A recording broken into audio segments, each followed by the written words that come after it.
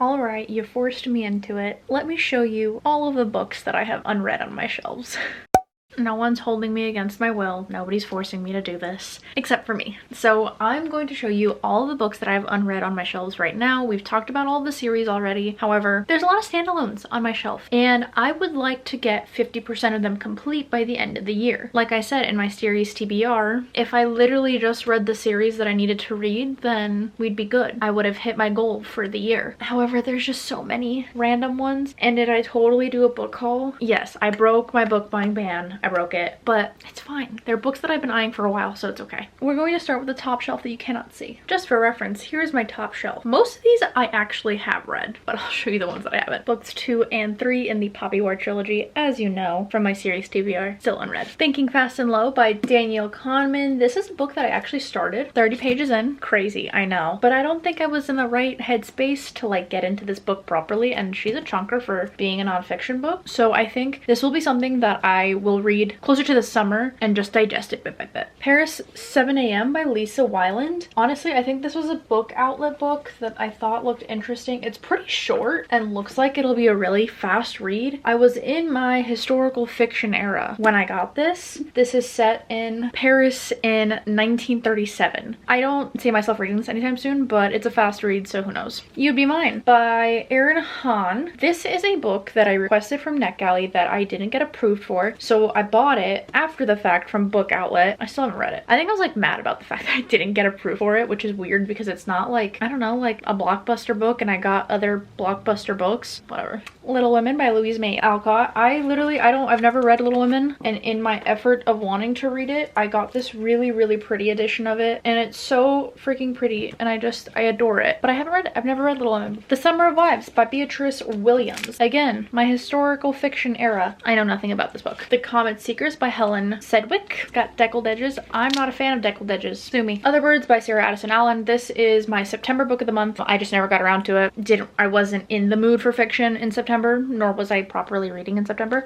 but We Hunt the Flame by Hafsa Fazal. This is a book that everybody's talked about, everybody's raved about. I've had it on my shelf for a little bit. I will get to it. We Were Kings by Thomas O'Malley and Douglas Graham Purdy. This was, I think, another random book outlet buy, again, in my historical fiction era. I want to maybe do a historical fiction reading vlog because I have so many titles on my shelves in this genre that I just haven't touched in forever. And to cap off the top shelf, The Night Circus by Erin Morgenstern. The only reason I still have this on my shelf is because everybody who knows me knows I love Caraval, and this is a Caraval comparison in terms of the circus aspect of it. Everybody loves this book, so if I love Caraval, maybe I'll love this. Now bringing it down to the second shelf. These are actually a lot of my favorites, with a handful of chunky ones that I haven't gotten to yet. Babel by R.F. Kuang, no words needed. Among Thieves by John Clark. Don't know why I got it. Probably a book outlet buy. Should I get rid of it? Probably. Am I gonna read it first? Probably. Sleep in a Sea of Stars by Christopher Paolini. It's just big. I just haven't gotten to it. Disrupting the Game by Reggie Fils-Aimé. This is a book that I got for work.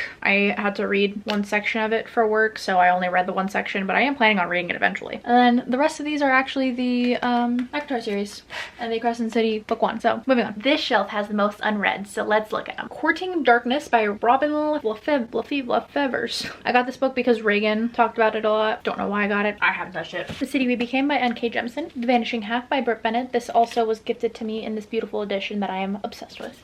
We have the 5th season trilogy.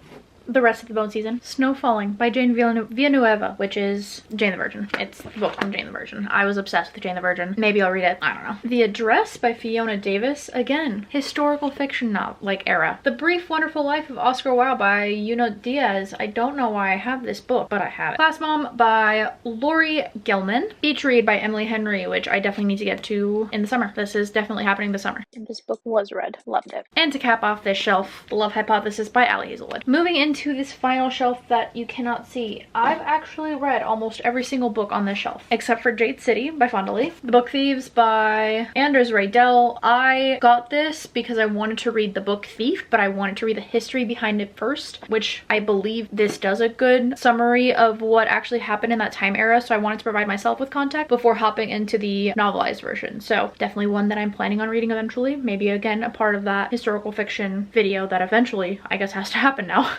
And again, historical fiction. I have so much historical fiction on my shelves. The Girl They Left Behind by Roxanne Volatos' World War II Romania. And finally, Mitch Albom, The Next Person You Meet in Heaven, the Barnes & Noble exclusive edition. I actually have the receipt in here. Oh my god. I bought this in 2018. I bought this because I love the people you meet in heaven, and so I definitely wanted to continue with Mitch Albom's work. And honest to god, he made me cry, so I'm kind of scared to hop back into his books. And then I do have 2 more shelves down at the bottom, one of which has my diplomas and some Legos on it. And then the last one are all of the classic books that I had to read for school. So that's actually it. I actually have a lot less unread books than I thought I did, and a very common genre. So that brings us to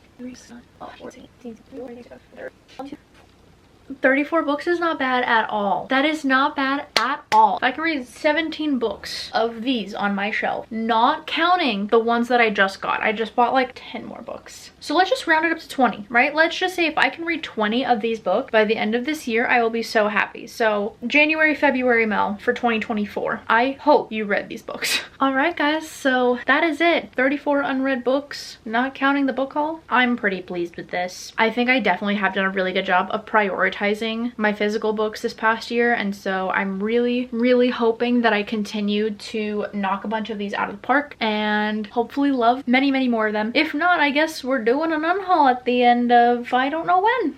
So not bad. Not bad at all. If you enjoyed today's video, please make sure to leave a like, comment, and subscribe. Let me know how many unread books you have. I'm pretty sure I'm doing pretty good, but I don't know. Some people might be doing better than me. Some people might be doing worse than me. We'll see. We are a community. We do this together. Thank you so much for watching, and I'll catch you in the next one.